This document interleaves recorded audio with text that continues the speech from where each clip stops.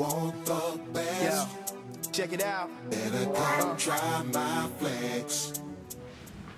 The line that I want to argue is essentially that chavs are the nemesis of New Labour, and that the root problem which the chavs and chav bashing illustrate is the development by New Labour of an interventionist sort of meritocracy which devalues the lives of most people. Meritocracy, I would argue, works best if it's left very much to the market.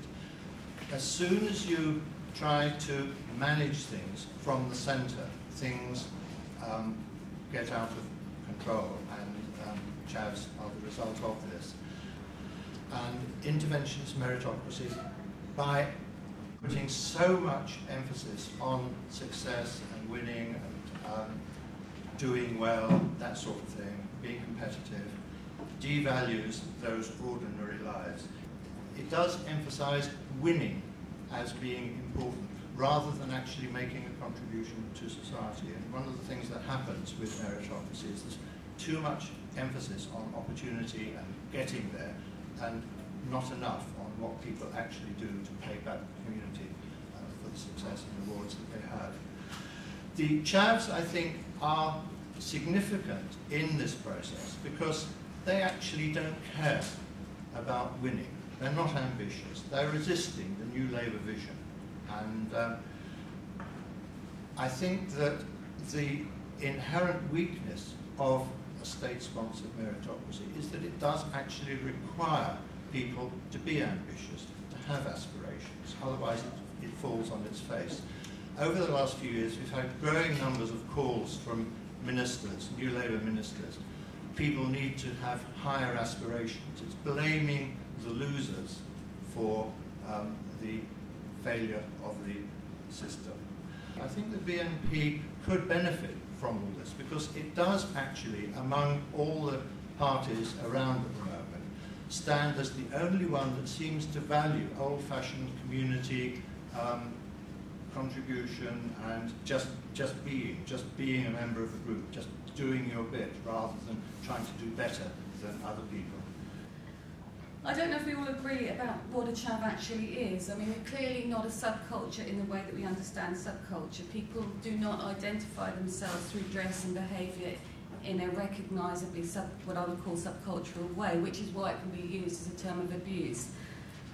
If you've studied subcultures or indeed been in one, you understand the appropriation of clothes from one class to another. Dick Hebdige used the anthropological term bricolage to describe such borrowing. So, for instance, when gangsters or bling or hip-hop guys took up Burberry, it was because they were making a statement about a very old-fashioned English label. And this was seen as some kind of irony. When the significant moment is when Daniela Westbrook poses head-to-toe in Burberry. This now signifies something quite different. The white girls pushing pushchairs with their Croydon facelifts and their fake Louis Vuitton also signifies something that we really don't like. Because we understand the uniform, we know what the juicy couture tracksuits mean with the Chanel bags. But somehow, for some reason, I disagree with Jeff. I think this is an aspiration, desire to consume. Now, how do people spend money and why do they spend money? And who are we to tell people how to spend money? Why are we chav bashing at the sort of conspicuous consumption of this class of people and not at bankers who also spend money? How did we come to despise the white working class? In talking about chavs, we're actually talking about our own confusion because we don't have a way to talk about class because we have been told under New Labour that class doesn't exist anymore. So, if class doesn't exist, what does it mean to be common? What does it mean to be vulgar? I might find the pictures of the Bullingdon Club people vulgar. But, of course, the Daily Mail, the Telegraph, and indeed the Guardian find it vulgar to see girls in the street drunk showing their knickers. I think, well, the bottom line about all this is that this chav thing is a return of the repressed being class hatred, pure class hatred. I think the question you have to ask is, when did being poor become a moral choice? I think it happened in the mid-90s. if you're on the left in the mid-90s, when Charles Murray published his essay on the underclass, we gasped in horror. The underclass, we didn't even use that term then. He told us that the underclass was not about poverty, it was defined by a type of poverty. Poor people weren't people who lacked money, they were defined by their behaviour. Murray called them the new rabble. New Labour has enabled, it has not decommissioned this discourse. It's a total failure. Gordon Brown's demented speech at this year's Labour Party conference about locking up teenage mothers is simply a return to the workhouse. So it's up to anybody who's oppositional to make the case for the unrespectable, for those people who do not want to work like Gordon Brown 24 hours a day. And I'd say the most visible class hatred or chav hatred is aimed at women. I give you the holy trinity of Jane Goody, Katie Price and Kerry Katona. I mean, really, you have it all here. You've got it, this thing that feels slightly out of control. Sexuality, mental illness, ignorance, death, money. It terrifies the hell out of everybody. Look at these ladettes. They've grown up, they're out there, and they are producing their feral chav children. This is the way female sexuality is policed, and it isn't policed in absolute class terms. I think we need to think what it is that we really hate about chavs, because middle classes just consume in a different way. Chavs exist so we can look down on people and say their priorities are all wrong. You've got to go back to 1995, Jarvis Cocker's Common People. We celebrated common people. He said, you'll never fail like common people, you'll never watch your life slide out of view. These were brilliant lyrics because they were celebrating something that we now hate.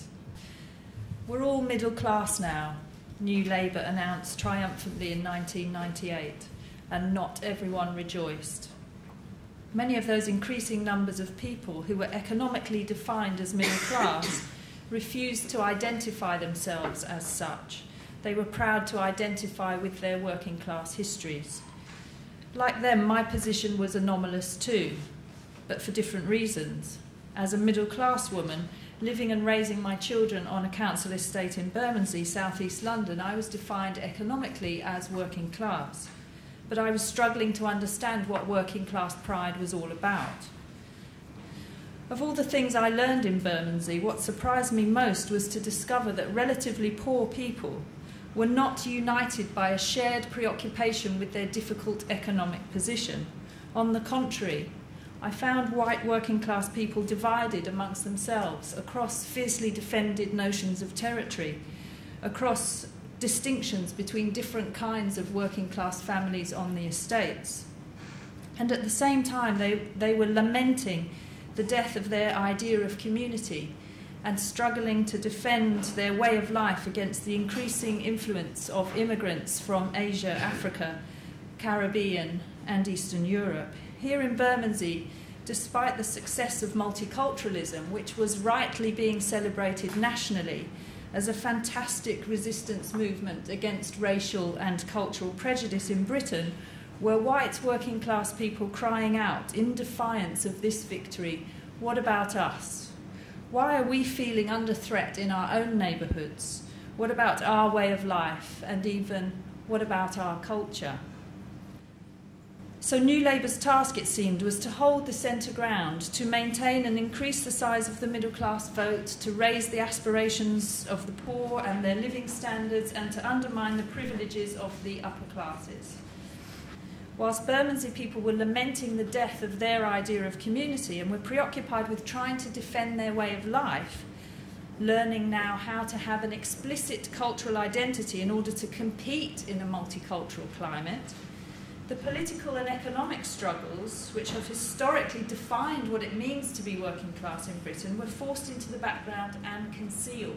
And this highlighted the present danger, symbolised now by the growing influence of the British National Party, which is that even as we celebrate multiculturalism, there is no institution, political or economic, through which relatively poor people, black, white, Asian and mixed race, can come together to know themselves collectively as working class.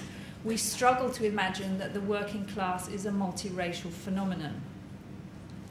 A focus on employment forces us to have to think not just about what is going on culturally in contemporary working class communities or neighbourhoods, but also about what has happened in them historically.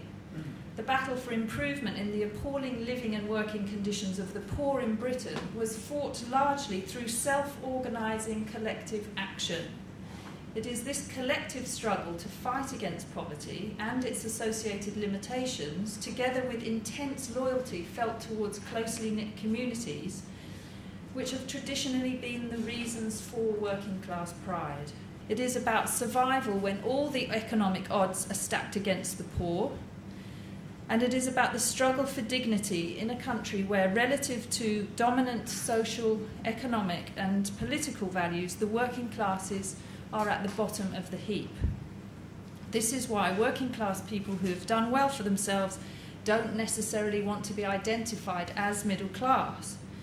Being middle class means looking down on working class people, and working class people supposedly don't look down on their own. This understanding of economic history allows for a subtle but significant shift away from the cultural strategies of the white working classes, away from the naive middle class point of view which makes education the only legitimate aspiration, and towards a renewed political perspective. It becomes clear that being relatively poor makes work, not education, the focus of life's ongoing struggle. The problem, however, is that in the last 30 years, the industrial and manufacturing economies have been ripped out of the heart of working class neighbourhoods. These are the areas where Nick Griffin is winning votes. Surprise, surprise. And the influence of all those integrating collective movements, which were the source of working class strength and a defensive sense of self-respect, have been gradually undermined. To be valued in Britain at the beginning of the 21st century, a person now seems maybe to have to be either middle class or ethnic.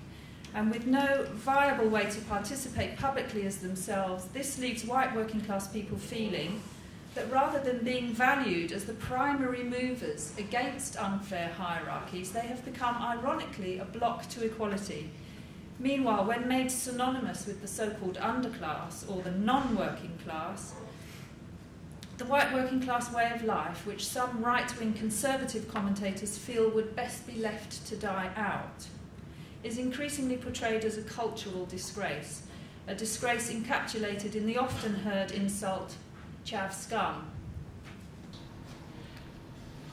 The almost drooling response to the Shannon Matthews and Baby P case, isolated incidents of depravity are held up as proof that the UK's council estates are dangerous, degenerate areas that the state must declare war on.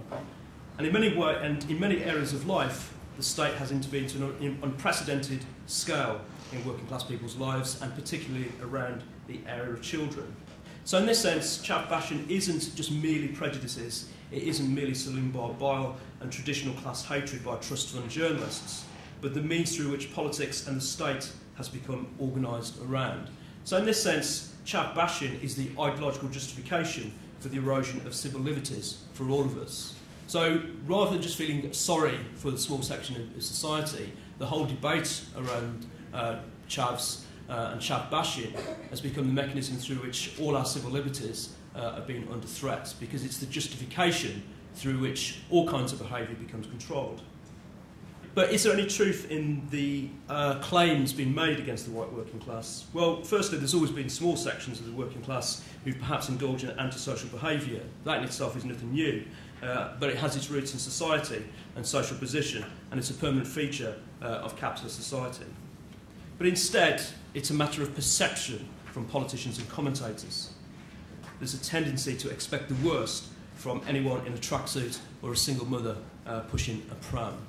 And in many ways, it always says more about the political elites than it does about the white working class themselves. So, far from the working class being a tense, boisterous, menacing mob, I would actually argue that the working class have never been so passive and so privatised.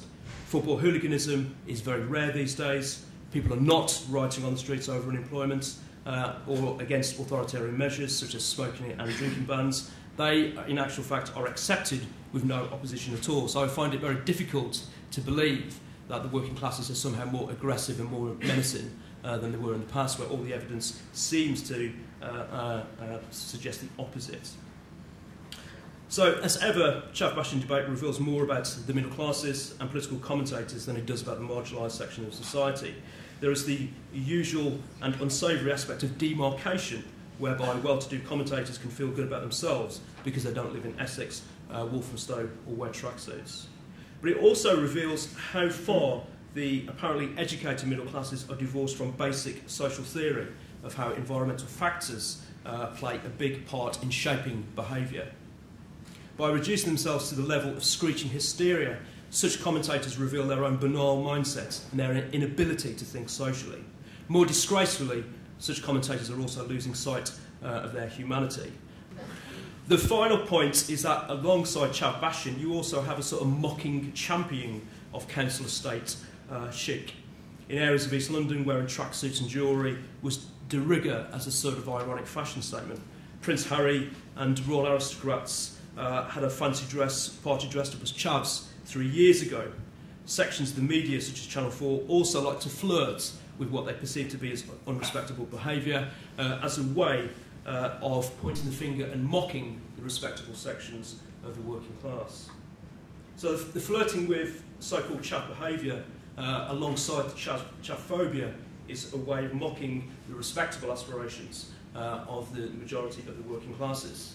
And I think, unlike the marginalised sections of the working class with jobs, mortgages and credit cards are the one people who don't know their place. I'm just sort of interested, I guess, in why it is that the white working class is racialised in ways that the middle class, the white middle class, for example, we never hear that term, we never hear the white working class. And I think Gillian and, Suzanne, I think your point about the working class being a multiracial class is a way that we can really intervene in the idea, this kind of mythology around the chav. I think that mythology sort of relies upon two kind of related, intertwined strands.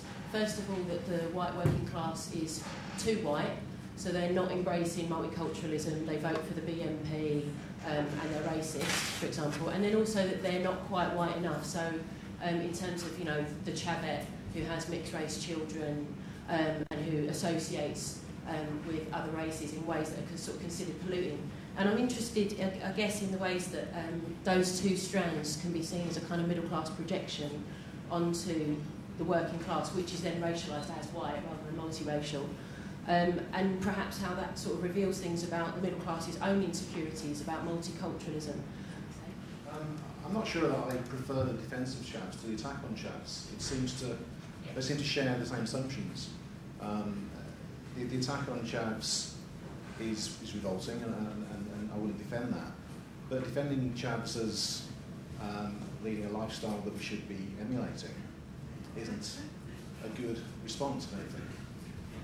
I think we should be defending people's civil liberties, but at the same time we should be questioning some of the problems in society.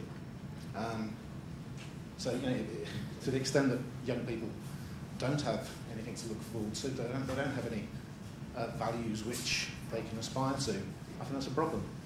And I don't think that we can just get into this kind of round of talking about chavs and people in the underclass as if they're part of a culture and that it's never going to change. We need to introduce a social critique and a political critique of that. I've had the lucky experience of being able to move freely amongst probably some of the most poorest people in Britain and some of the richest, and to be able to compare and contrast. And it seems to me that the only difference between the poor and the rich is that the rich can afford to be immoral. One of the main differences is that the toffs, who, if we assume, are also immoral, have this aspiration to rule, and they are ruling. And so if there really is, if basically they are as immoral as the very poor, what kind of leadership does that give us in this country? That's what all I'm trying to say is, who is leading?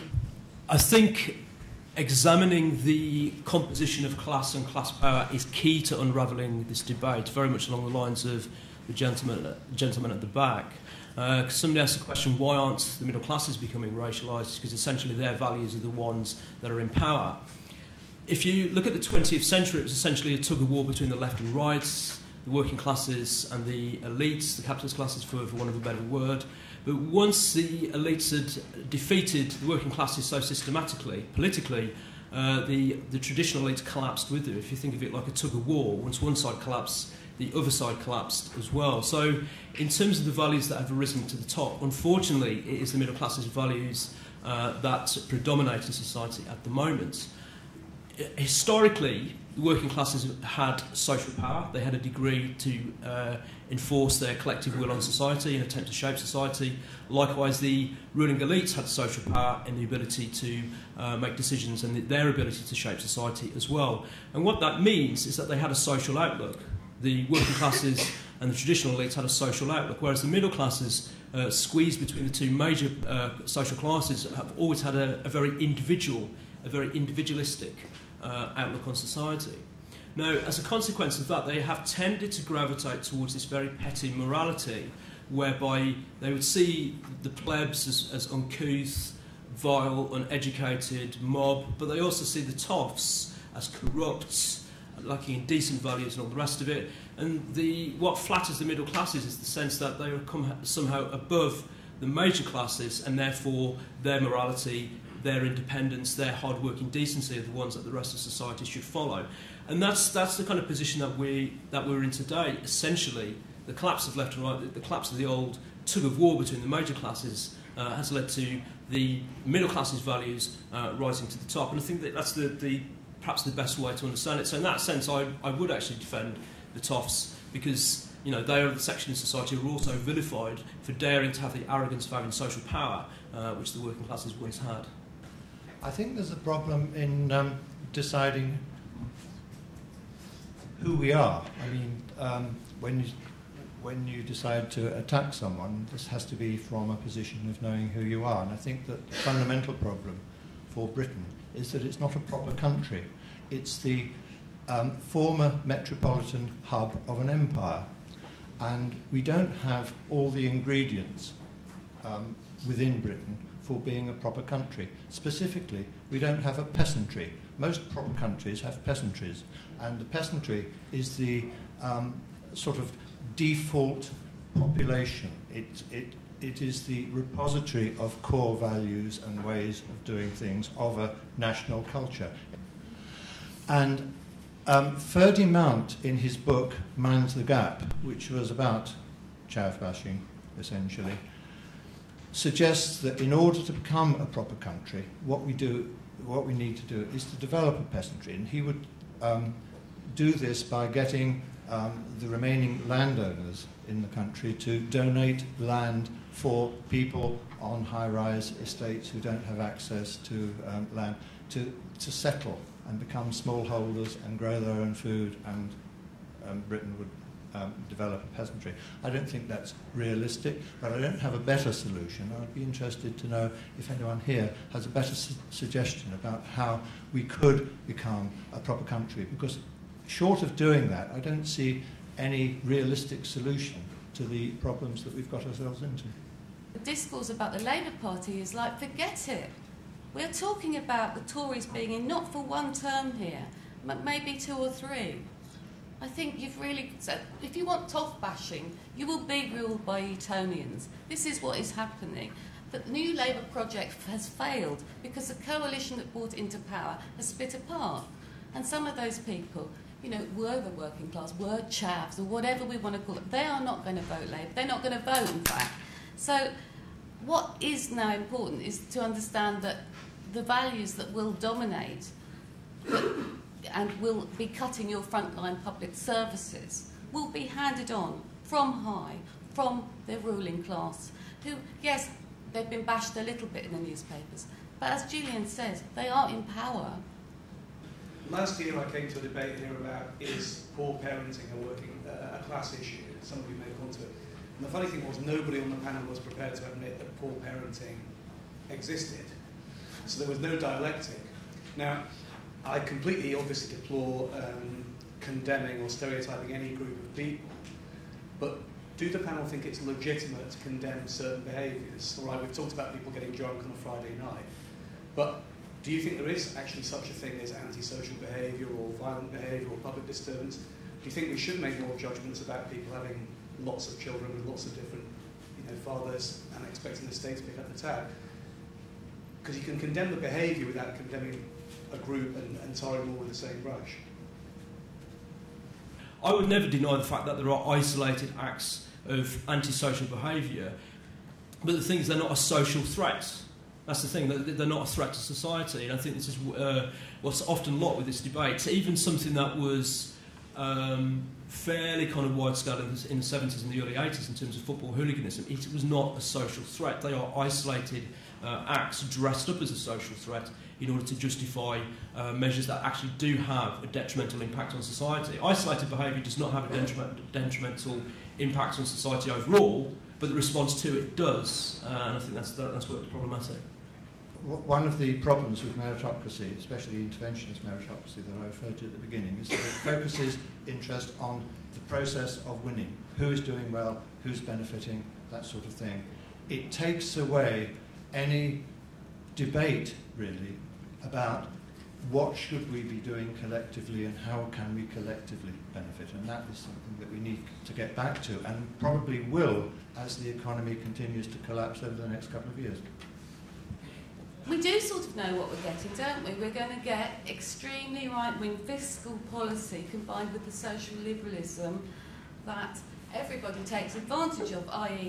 sex, drugs and rock and roll. That is what we're getting. And then we're going to have an intervention of people like, ranging, I would say, from the Daily Mail to Gordon Brown, who preach restraint. Restraint will be the thing that is neither left nor right, but restraint will be the kind of way that we try to deal with these social problems.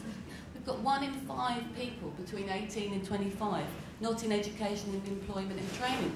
We've got 300,000 graduates coming out this year. We'll have no jobs. We're going to have some very, very angry people out there. I would encourage people to be antisocial, angry, pissed off about the system that's produced this. I just want to make 3 brief points maybe to sum up. The first one is that let's not assume that the social threat necessarily comes from poor behaviour in the working classes. The social threat comes when the institutions which are supposed to deliver a meritocracy fail to work effectively. So that a child who is growing up in a disrupted family where the provision of care is less than appropriate ought to stand a good chance of doing well in school. In a neighbourhood where schools are failing, that social threat of institutional failure is as great as what might be happening to threaten the child in the family. So let's not project everything onto the family or onto working class parents. Middle class institutions are perfectly capable of failing disastrously. The second thing is that this notion of the chav being an insult, that on the ground, as an anthropologist, what I see is that the notion of the chav is being picked up and used as a self-respecting form of aesthetic defence. That young people are taking up the chav term and using it to describe an aesthetic that they're perfectly proud of. Thank you. And the other thing is this, I just want to take up, Jeff, this notion of us not being a proper country and what we need is a peasantry. I found that astounding. That the thing about the peasantry is that they're dependent on patronage. The principal question of a peasant is who's going to take care of me? That's exactly the question of the white working class at the moment. And unfortunately, the answer is being provided by the British National Party, and what they're doing is old Labour-style politics, which was about patronage. We will take care of you, and what we're going to get with the Conservatives is how will you take care of yourself? And we've had that with New Labour, and I think it's really wrong to say that we're not a proper country. We are a proper country. It's just that under New Labour we've been in denial about what kind of a country we are. When Gordon Brown responds to the Jade Goody crisis or the London bombings and says, oh yes, we're all about, being British is all about tolerance and fair play, what a load of bollocks. Being British is about having to come to terms with a history in which a racial hierarchy, a class hierarchy and a gender hierarchy have been heavy weights indeed, and that we have struggled, for better or worse, with a meritocracy to redefine the way in which we struggle for equality. That tension is at the heart of what it is to be British, and to pretend it's all about fair play or the peasantry is nonsense.